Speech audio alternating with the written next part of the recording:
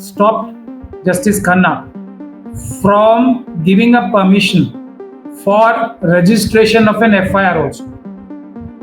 Because either you should have said that there is nothing wrong could be found out, and therefore we are giving a clean chit to Justice Varma. Having found something good enough to remove this honorable judge from his post, and then taking a stand that an FIR is not required, is a dichotomy.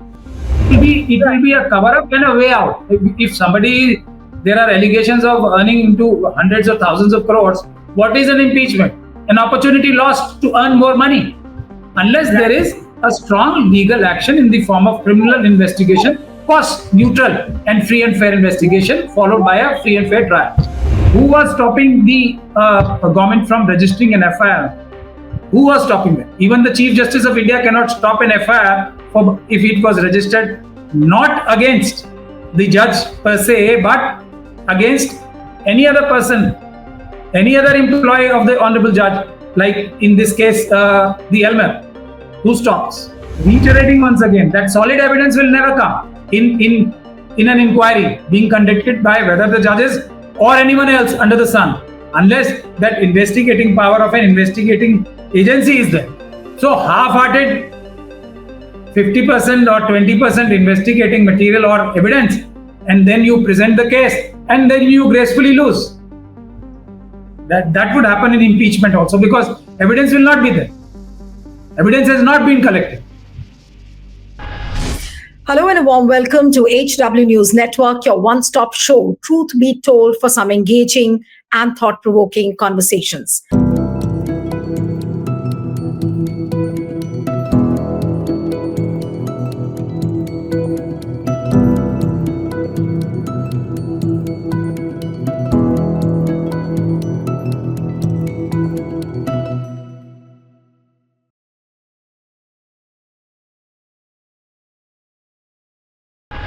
Following his indictment by the Supreme Court in-house inquiry panel, the government is now likely to bring an impeachment motion in the upcoming monsoon session against former Delhi High Court Judge, Justice Yashwant Varma.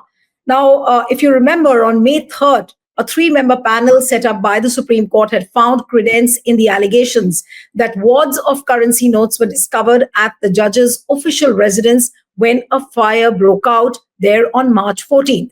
Now, appointed by the CJI on March 22nd, the panel comprising Justice Sheel Nagu, Chief Justice of the High Court of Punjab and Haryana, Justice G.S. Sandwalia, Chief Justice of the High Court of Himachal Pradesh, and Justice Anu Shivaraman, Judge of the High Court of Karnataka, recorded the statements of a range of witnesses. Now, what is learnt is that the Chief Justice of India, now of course he's retired, Justice Sanjeev Khanna, had forwarded a copy of the inquiry report along with a recommendation to initiate impeachment proceedings against the judge to President Draupadi Murmu and Prime Minister Narendra Modi. And what we are learning, that the government is probably planning to bring in the impeachment motion during the upcoming monsoon session, which will start in July. Now, most of the impeachment motions which have happened, and some 5 judges against whom the impeachment motion has been moved, normally it doesn't reach a logical conclusion. So what will happen, or what is likely to happen in the case of Justice Yashwant Varma? We'll try and look at it. Joining me this evening is a very special guest, Mehmood Pracha, Supreme Court lawyer and activist who's been following this case very, very closely. Thank you so much, Mehmood, for joining. And your first reaction on the impeachment motion which the government is thinking of bringing against Yashwant Varma? I would say too late, too little. And this is not only true for the government's action on this, but rather it's also true for the Supreme Court. And ex-Chief Justice Khanna's response also has been not as per the expectations and not as per the demand of the situation. I would say candidly this. And having said that, I am not shying away from stating the fact that Justice Khanna was one of the better among the lot. Still, it was too late, too little.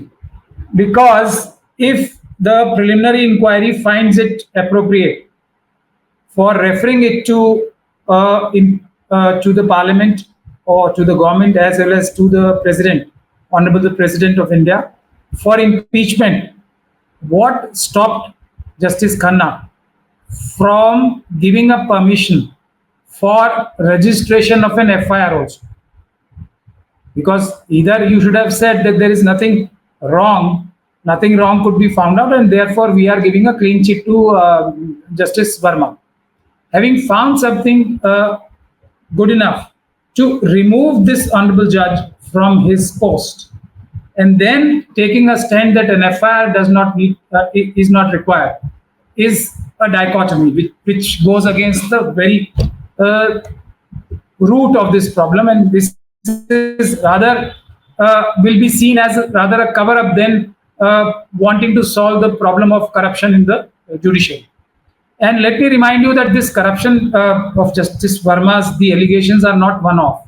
There have been allegations against other judges also. One of the judges, Mr. M.K. Sharma, was transferred to Calcutta High Court under such circumstances, with the letters doing rounds from the Bar Association of Calcutta that which were hinting or rather alleging corruption. Then there were transfers of then there is a series of transfer which has happened in the last few days. About more than 24 judges in the high courts have been reshuffled. So transfer and impeachment. There is an impression that transfers are also connected with the issue of corruption, because some of the judges, there has been some proximity of the transfer to the allegations of the corruption. Recent example has been the anti-corruption judge who was in Rouse Avenue District Courts in Delhi, whose Elmer was found to be extorting crores of rupees for bails. So ACB of Delhi had requested the High Court for permission to file an FIR against the Honorable Judge, Mr. Ashish Agarwal. But High Court did not allow that permission, but it said that you can continue investigation, which is against the settled principles of law, because you cannot investigate anything without registration of an FIR. However, I would also like to point out here that the Elmer, the court staff, his bail application was dismissed, anticipatory bail application was dismissed, and a stay order which he sought from the High Court was also dismissed. But the point I'm trying to make is that not only various senior most advocates appeared for this Elmer, but no stay was granted and the investigation is continuing. But this transfer is connected to allegations of corruption. Now these more than 24 judges of High Court have been transferred. Now this has created a very, very confusing situation, that whether these are normal routine transfers or these are transfers which are connected to corruption. Nothing can be worse for the honor of judiciary in the country. I'm very candid in this. Another thing which has happened. No, let me finish one more. All right. Another very, very typical thing which has happened for Delhi High Court, at least, is that seniority of one of the senior member of the Delhi High Court, who was part of the collegium, has been denigrated by at least three steps. So that judge no longer remains a person who's one of the senior most judges of Delhi High Court. That person becomes number 5.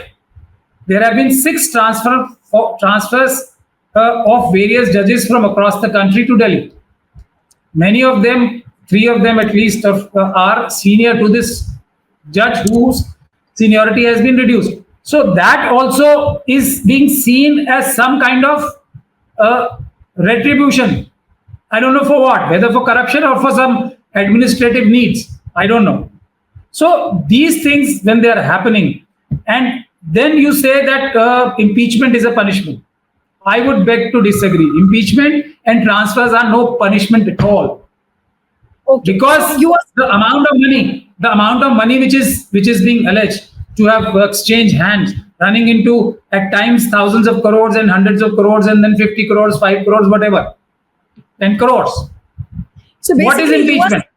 you I are mean, saying it will be a way out. It will be a cover up and a way out. If somebody, there are allegations of earning into hundreds of thousands of crores, what is an impeachment? An opportunity lost to earn more money. Unless there is a strong legal action in the form of criminal investigation, cost neutral and free and fair investigation, followed by a free and fair trial. you have given a I very think different take. Yeah, Yeah. no, I'm saying you have given a very different take on the impeachment. That impeachment is not the solution to root out corruption in judiciary. But the point is that now the president, what I'm reading everywhere, the president has now referred the former CGI's recommendation to the chairman of the Rajya Sabha and the Lok Sabha. Now, what happens next? I mean, will he resign? Or will he find an exit route to escape the ignominy? Because it will be a lot of humiliation. He will have to face the two houses. What is the likelihood? What can happen now? If humiliation was the key factor, and I'm very, very pained to say all this, what I'm saying today, because I am one person who keeps the independence of judiciary at the highest level for running off our democracy. Yet, once the Supreme Court internal committee has given a finding, then there is a very, very strong suspicion. And now the things have turned actually in the other direction. And therefore, I'm saying the procedure would be, if somebody was having some substance of being concerned about the honor, dignity, resignation would have followed, as we have seen in various other cases also before this. Since that is not happening, so there will be a pitched argument, I would say, in both houses of the parliament. So what is the harm in taking more chances? Because maybe he succeeds in convincing the parliament that he's not guilty. But is there any substance in this? I would respectfully say no, absolutely not, because there is no independent investigation which has been conducted. These are inquiries which do not possess the power of extracting the truth. Inquiries do not have those wide powers which an investigating agency has. So therefore, it will give an opening, it will give a way out of saving face, I would say, if only impeachment or transfer. I am equating impeachment with transfers also. See, there are various judges, and recently so, who have resigned from their post, who've taken VRS. And in this case only, there is a cartel, and I have said that, I have named those persons who are part of this cartel of Justice Varma, as it is being alleged in the social media and in the corridors of judiciary, in which one of the person of the cartel of extortion of money and collecting money for various dubious things connected to judiciary is one MLA of Bharatiya Janata Party who was an earlier officer in ED. He resigned, he took VRS and contested election. So leaving the post is for honorable. Leaving the post is and having some impact of that on one's personality is for respectable people, not people who are looking for better opportunities. Like the MLA of Bharatiya Janata Party who resigned from ED and contested elections, and he won in UP. That is Mr. Rajeshwar Singh. I'm also wanting to understand one bit from you that when an impeachment motion takes place, and if there are charges of corruption or there are charges of sexual molestation against a particular judge against whom the impeachment motion is moved, so an FIR becomes a must. So whether the impeachment comes to a fruition or not, FIR has to be filed. So in case of Justice Yashwant Varma, what are we going to see? Will there be an FIR? Because I'm sure you had gone for a program, I believe, to Allahabad Bar Association program, where they already were demanding an FIR against him. So what is really going to happen on the FIR front? If not impeachment, then FIR is a surety? See, what I'm saying is impeachment is a way out of this trouble in which Justice Verma is there. Because honor is for honorable people. I'm constrained to say all this now. Impeachment doesn't cut any eyes because the amount of money which is being alleged and the levels of money and the levels of dubious activities. Leaving a post is nothing. It will be a VRS with various other benefits. So impeachment is not a deterrent. Let me say this very, very clearly. Transfer is not a deterrence. It is a help. It is a lopsided help which is being provided according to me. And any person having any honor would ask for a free and fair investigation and a free and fair trial. And then if he comes out with flying colors, then he should come back to his post with flying colors, with all the benefits which he lost. So that should be the way forward. If not, then it's all a cover up in which I think government is having the last laugh, and especially the RSS and BJP government, especially this duo of Mr. Amit Shah Sahab and Narendra Modi Sahab, because now they have an iron clutch over the judiciary, and that too over the highest echelons of the higher judiciary, that is High Court and the Supreme Court, because they are now controlling. Who was stopping the government from registering an FIR? Who was stopping them? Even the Chief Justice of India cannot stop an FIR if it was registered not against the judge per se, but against any other person, any other employee of the honorable judge, like in this case, the Elmer. Who stops?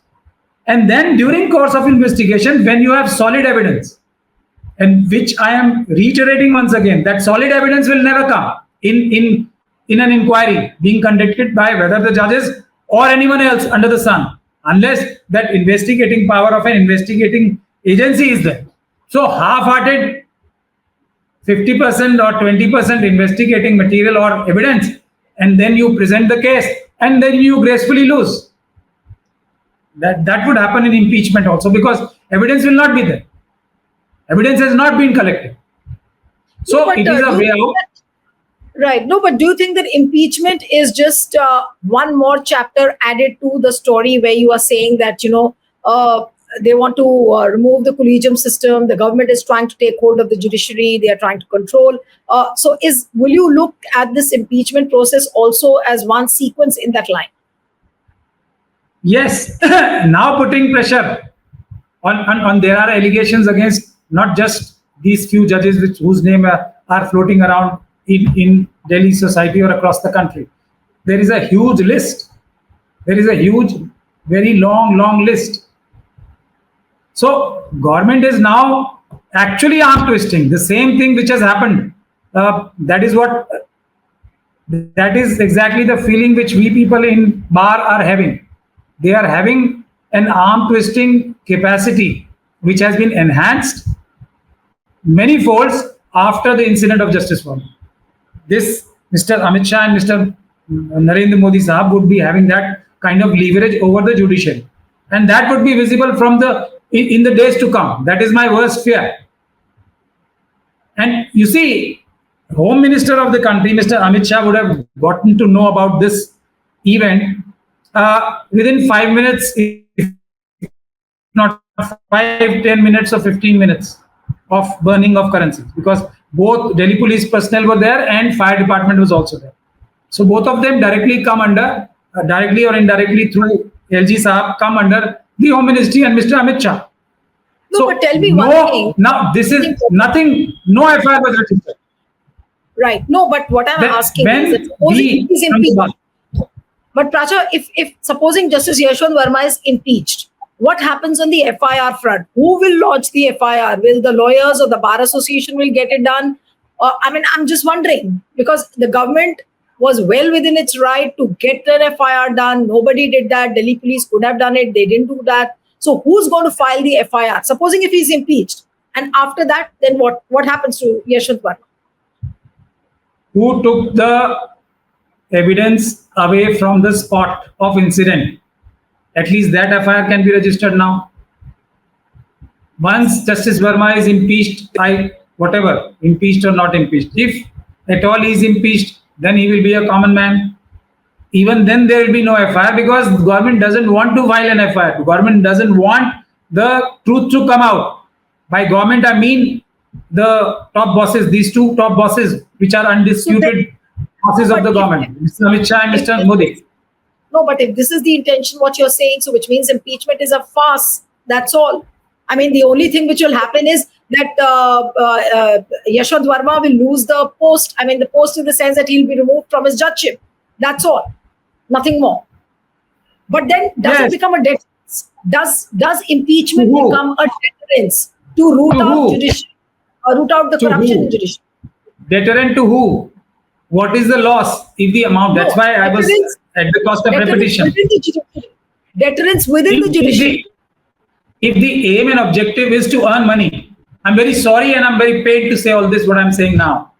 If the aim and objective is not honor and the desire to serve, one of the biggest service that is providing justice to the society, if that is not the aim, then what is the deterrence?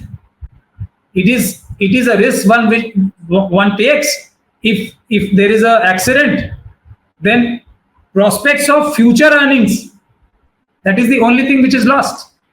If you are impeached or if you are transferred, so to say, to a very, very non-greasy post, if I can use that terminology. What is the deterrence? Deterrence would be to someone who is a person of honor, who wants, the only object is that I want to serve the country.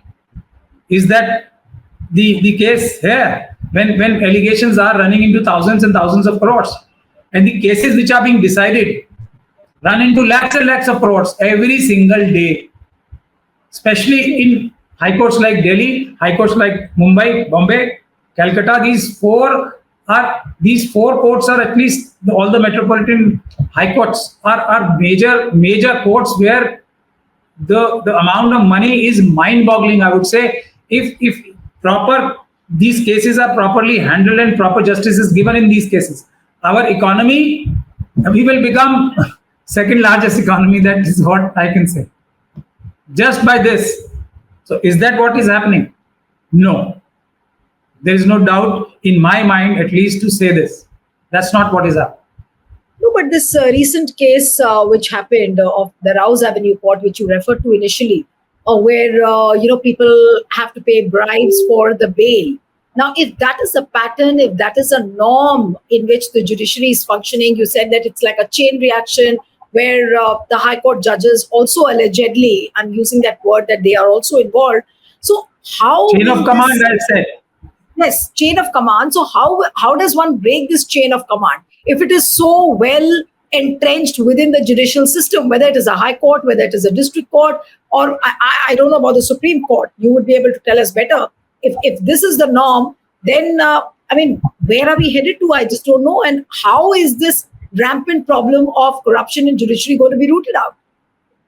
Chain of command goes to the highest level. If we blame Narendra Modi Sahab for what is happening in the states ruled by BJP, then chain of command definitely we will be biased if we do not say that the chain of command ends at the Supreme Court. The buck stops there, nowhere else. And it is a very, very disciplined force. Once again, I would say judiciary is an extremely disciplined force. But unfortunately, there are lobbies, there are godfathers, there are godmothers. Unfortunately so, but that's what is happening. And that is what was resolved in the Allahabad gathering also. It was resolved. All these things were in detail resolved. And when there are, there is a wide opinion that there is rampant corruption, and only the percentage may differ. Some people say 80%, some people say 50%. But that's the only thing which is debatable now. Otherwise, in judiciary, there is rampant corruption at all levels, including the Supreme Court. That's what the general impression is. Unfortunately so, but that's what, and in all these happenings, what these events are forcing people to form an opinion, crystallize an opinion that this is what exactly is. There is a chain of command which is promoting. Now, one of promoting corruption. One of the arguments, very very interesting argument, which has been recently propagated, is that if we uncover this level of corruption at all levels, people will stop going to courts. So cover it up.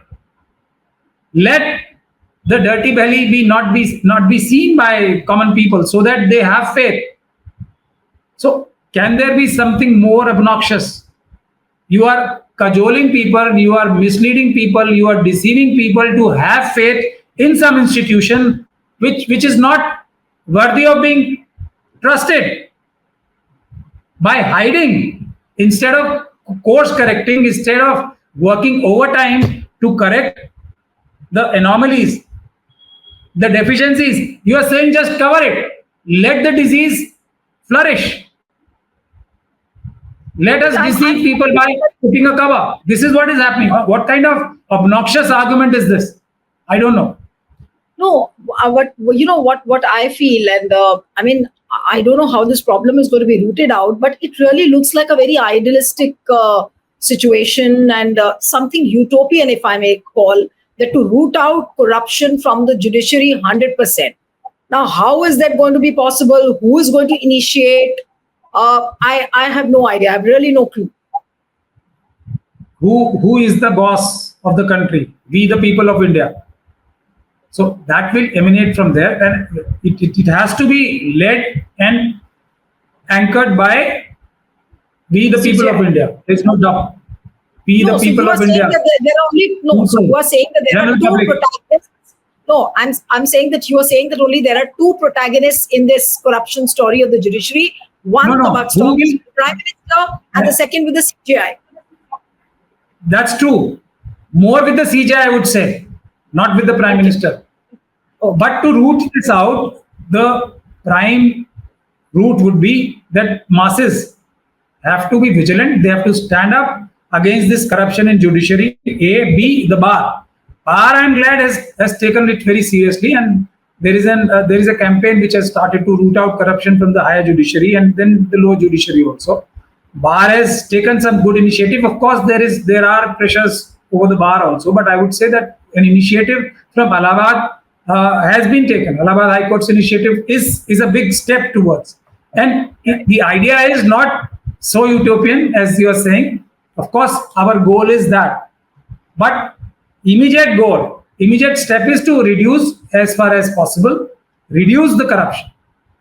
Right. Make it something which hangs out as an odd thing, and to not let it become a norm. That is the first challenge we are facing now. It is becoming a norm. We have to accept at every cost, even if people get to know that this is our underbelly. We can't hide it.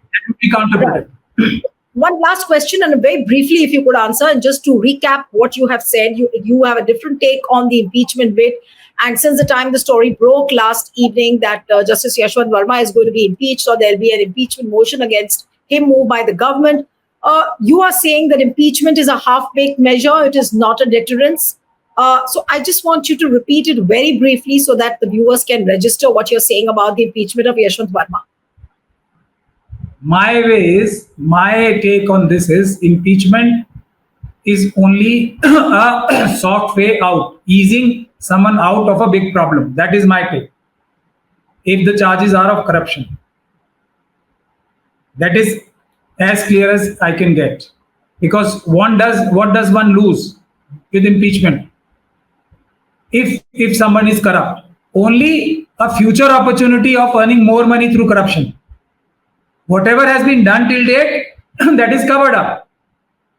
So whatever you have made or not made, nobody will talk about that. This is a closure, impeachment.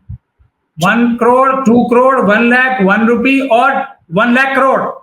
Nobody will talk about it. Now you are free to live your life once again in a different avatar, maybe as a lawyer or as a law firm or wherever you want to do, or some business. That is this a way out, or is this a punishment, or is this a deterrent? Who will get scared of this? people who want to become judges to earn money through corrupt means. This would be a just one hurdle which they one what I would say is shortcomings of this profession of corruption, that you might lose your job but make as much money as you can, but no FIR will be registered against you. Yeah. Rather, All right. you will remain protected. Every other person who is indulging in corruption, government officer or whoever, will have an FIR, not you. All right. Okay, so How wonderful. before we wind up the interview, I request the viewers to watch this interview and just absorb what Mehmood Pracha has said on the impeachment of Justice Yashwant Varma. It's a very different take. People think that impeachment is the logical conclusion of the corrupt judges, but which is not. So please do watch this interview. Make it viral so that more and more people can watch. Thank you so much, Mehmood Pracha, for joining on HW. Thank you so much.